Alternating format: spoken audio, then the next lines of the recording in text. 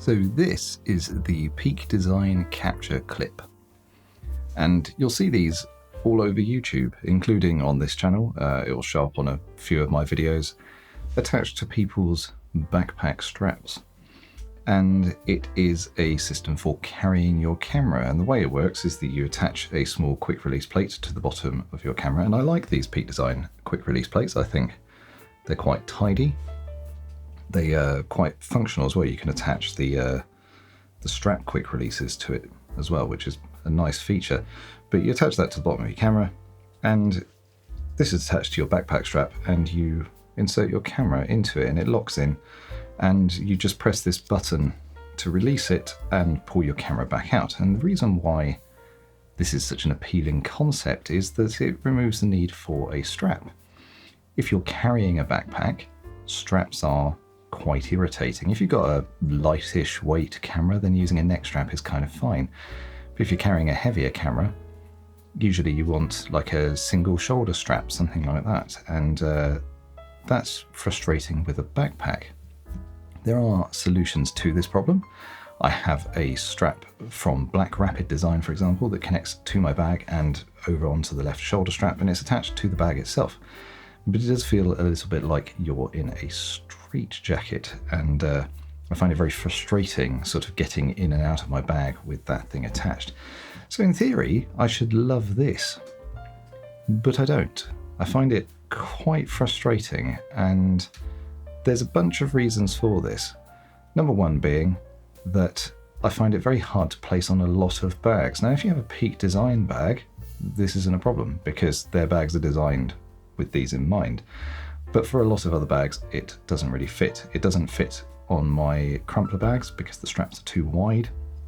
It doesn't fit on my Shimoda bag except right up here, which means the camera is next to your head and you physically can't get it in and out. The one bag it does fit on is the Timber Fulton 16 litre all-weather, which according to my YouTube stats is still one of my most popular videos. So clearly a few people who watch this channel also like that bag.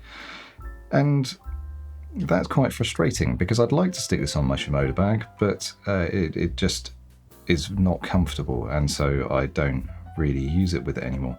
Apparently the latest version of their harness has this sort of, it's designed with this in mind a little bit. There's a little bit more space for it, but I'd just rather use a different solution at this point, to be honest, because the other downsides to this are also still there. Like, even if I can get it in a more comfortable position, one of them is the shape of the thing itself. And I mean, it's kind of shaped like this by necessity to fit around a strap.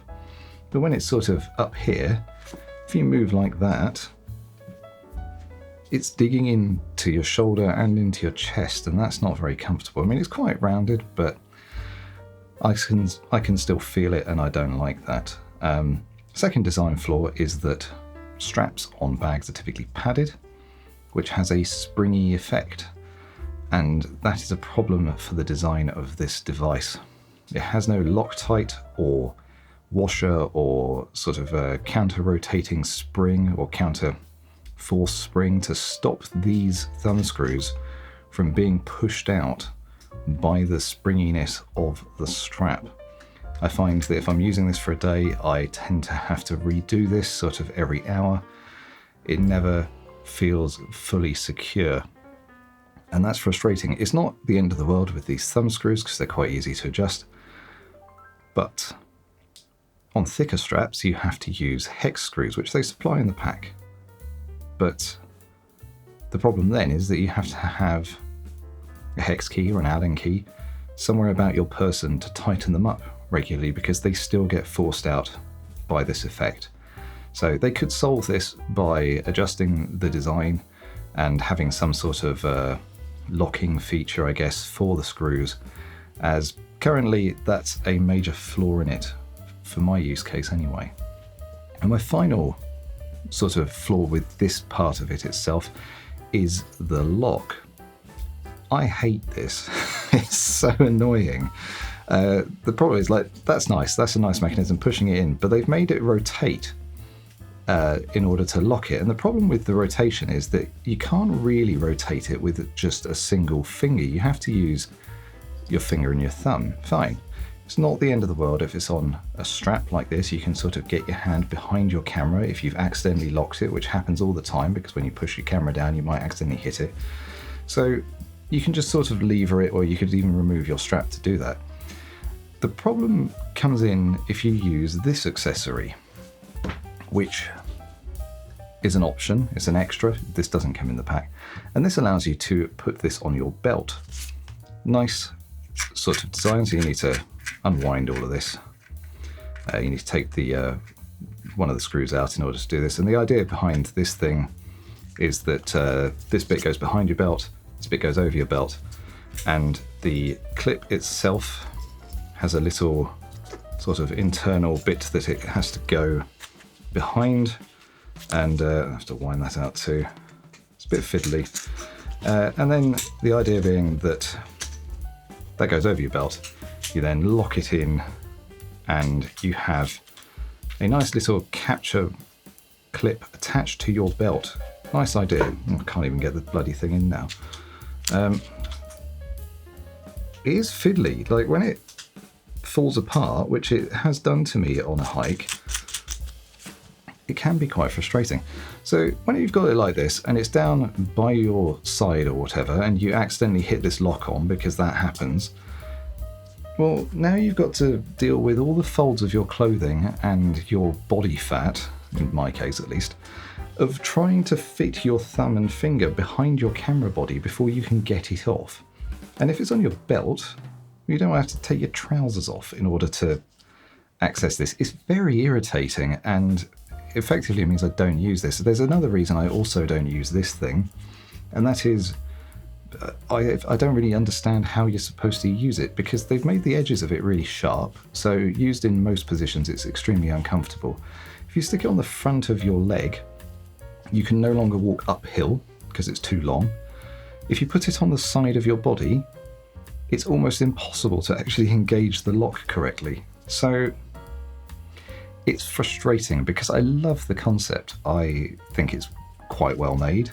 It certainly seems solid, and the actual locking mechanism of it is largely reliable, with some occasional difficulty sort of getting it inserted.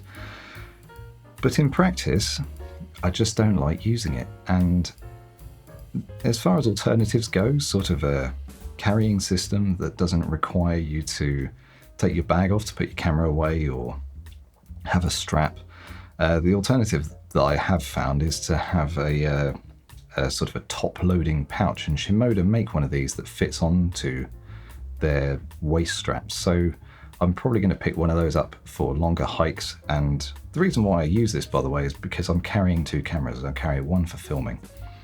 It's not too awkward to put one camera away if you're just using one camera, but I have two cameras because I'm filming myself taking photos, and therefore having this, the ability to stick my filming camera sort of on my strap, was really nice, and I really liked it.